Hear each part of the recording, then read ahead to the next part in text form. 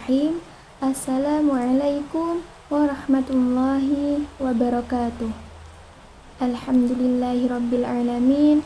Assalatu wassalamu ala asrafil anbiya'i wal mursalin sayyidina Muhammadin wa ala alihi wa sahbihi ajma'in. Amma ba'du. Yang saya hormati Bapak dosen pengampu mata kuliah Administrasi dan Supervisi Pendidikan, yakni Bapak Fikri Farihin MPDI, sekaligus teman-teman mahasiswa yang saya banggakan. Langsung saja, saya atas nama Irodatul Jannah, Prodi Pendidikan Agama Islam, Fakultas Tarbiyah, dari kampus Institut Agama Islam Al-Qadiri Jember. Di sini saya dari kelas 5C. Untuk menyingkat waktu, saya akan mempresentasikan tentang motivasi. Baik, adapun isi materi yang akan saya jelaskan diantaranya yaitu yang pertama ada pengertian motivasi dan motif, yang kedua tentang tujuan motivasi, yang ketiga prinsip-prinsip motivasi, yang keempat ada jenis dan teori motivasi, yang kelima ada faktor-faktor motivasi, dan yang terakhir tentang teknik-teknik dalam motivasi. Baik, poin yang pertama yaitu tentang pengertian motivasi dan motif. Salah satu para ahli yang bernama Siagian pada tahun 1980 mengartikan bahwa motivasi itu sebagai keseluruhan proses pemberian motif bekerja kepada para bawahan sedemikian rupa sehingga mereka itu mau bekerja dengan ikhlas demi tercapainya tujuan organisasi dengan efisien dan ekonomis. Jadi, pengertian motivasi itu menurut Sardiman menyatakan juga bahwa motivasi itu dapat dikatakan sebagai serangkaian usaha untuk menyediakan kondisi-kondisi tertentu sehingga seseorang itu mau dan ingin melakukan sesuatu. Sedangkan pengertian motif diantaranya yaitu yang pertama, motif adalah suatu pernyataan yang kompleks dalam suatu organisme yang mengarah kepada tingkah laku ke suatu tujuan atau perangsang. Ini menurut Purwanto. Sedangkan pengertian motif yang kedua adalah suatu daya yang terdapat dalam diri seseorang yang mendorongnya untuk melakukan sesuatu atau keadaan seseorang dan juga atau organisme yang menyebabkan kesiapan untuk memulai serangkaian tingkah laku atau perbuatan. Ini menurut Muhammad Uzair Usman pada tahun 1922. Adapun poin yang kedua tentang tujuan motivasi.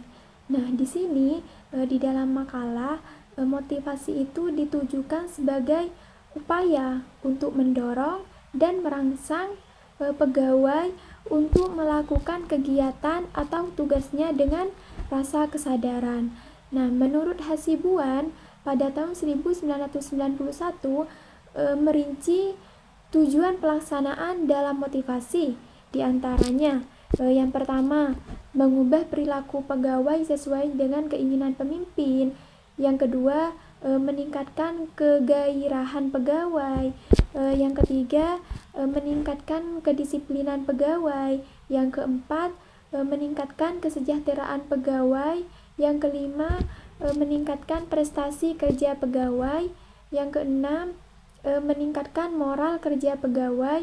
Yang ketujuh, meningkatkan rasa tanggung jawab pegawai terhadap tugas-tugasnya. Yang kedelapan, untuk meningkatkan produktivitas dan efisiensi. Yang kesembilan, memperbesar rasa tanggung jawab pegawai terhadap perusahaannya. Yang terakhir, untuk memperbesar juga partisipasi pegawai terhadap perusahaan tersebut. Yang selanjutnya yaitu tentang prinsip-prinsip motivasi. Nah, prinsip-prinsip motivasi di sini yang pertama ada prinsip kompetensi, ada prinsip pemacu, ada prinsip ganjaran dan hukuman, ada kejelasan dan kedekatan tujuan, ada pemahaman hasil, pengembangan minat, lingkungan yang kondusif, dan keteladanan. Nah, yang pertama itu ada prinsip kompetisi, di mana kompetisi di sini adalah sebuah upaya untuk memberikan kesempatan kepada setiap orang untuk memperlihatkan seluruh kemampuannya dengan difasilitasi secara sehat dan benar. Yang kedua ada prinsip pemacu. Nah, pemacu di sini merupakan upaya dalam memberikan sebuah dorongan yang berupa tindakan positif sehingga pihak yang diberi motivasi itu langsung menyegerakan melakukan tindakan tersebut. Yang ketiga yaitu ada prinsip ganjaran dan hukuman. Nah, prinsip ganjaran dan hukuman itu biasanya dilakukan terhadap anak-anak dengan tujuan agar anak termotivasi untuk belajar. Misalnya, apabila tidak belajar, maka tidak akan diberi uang jajan, dan sebaliknya, apabila rajin belajar dan rankingnya naik, maka akan dibelikan sepeda. Yang keempat, ada kejelasan dan kedekatan tujuan. Nah, prinsip kejelasan dan kedekatan ini dimaksudkan bahwa apabila suatu pekerjaan itu sudah jelas dan dipahami, maka akan memberikan dorongan tersendiri bagi orang yang mengerjakan tersebut. Yang kelima ada pemahaman hasil. Pemahaman hasil merupakan suatu pengetahuan atau pengertian dari seseorang dalam memahami hasil kerja yang akan diperoleh nanti setelah pekerjaan tersebut itu selesai. Yang keenam ada pengembangan minat. Prinsip pengembangan minat adalah prinsip yang benar-benar menyesuaikan dengan kondisi orang yang diberi motivasi tersebut, karena dengan itu bertujuan bahwa minat seseorang biasanya dijadikan dorongan agar meningkatkan semangat kerjanya. Yang ketujuh ada lingkungan yang kondusif. Nah, lingkungan yang kondusif ini dapat memberikan kita motivasi bagi seseorang untuk bekerja. Yang kedelapan yaitu ada keteladanan. Prinsip keteladanan di sini bentuk motivasi yang datang dari luar secara tidak langsung, karena prinsip ini merupakan figur dari seseorang seperti atasan atau seorang pemimpin. Selanjutnya yaitu poin yang keempat tentang jenis dan teori motivasi. Yang pertama ada jenis motivasi.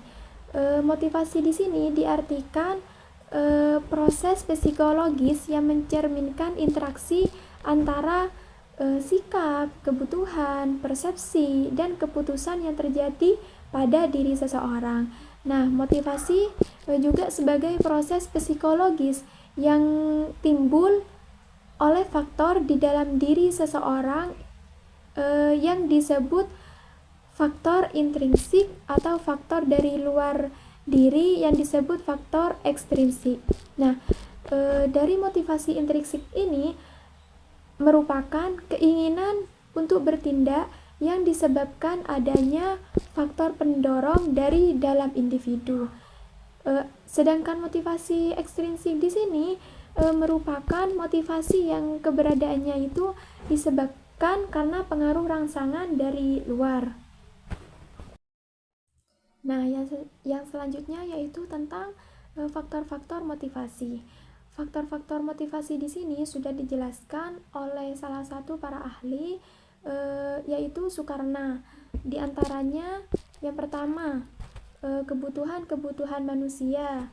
Yang kedua ada kebutuhan hubungan. Yang ketiga ada kepemimpinan.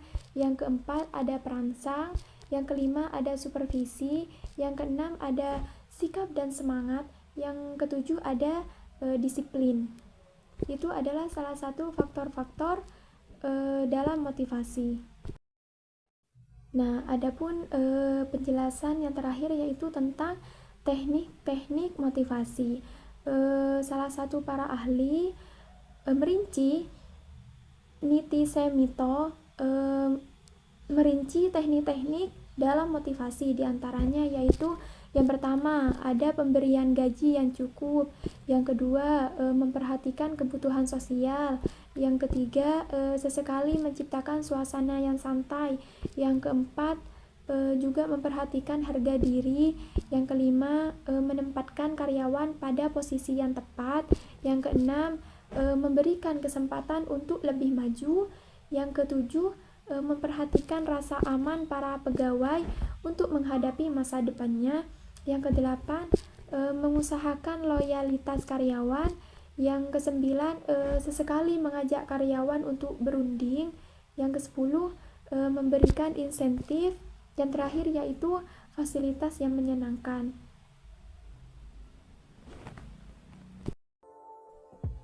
Nah, mungkin hanya itu yang dapat saya sampaikan.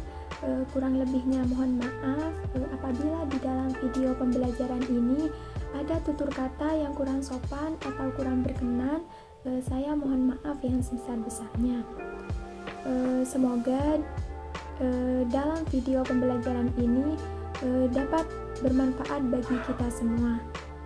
Akhirul kalam, ihdinas siratal mustaqim. Assalamualaikum warahmatullahi wabarakatuh.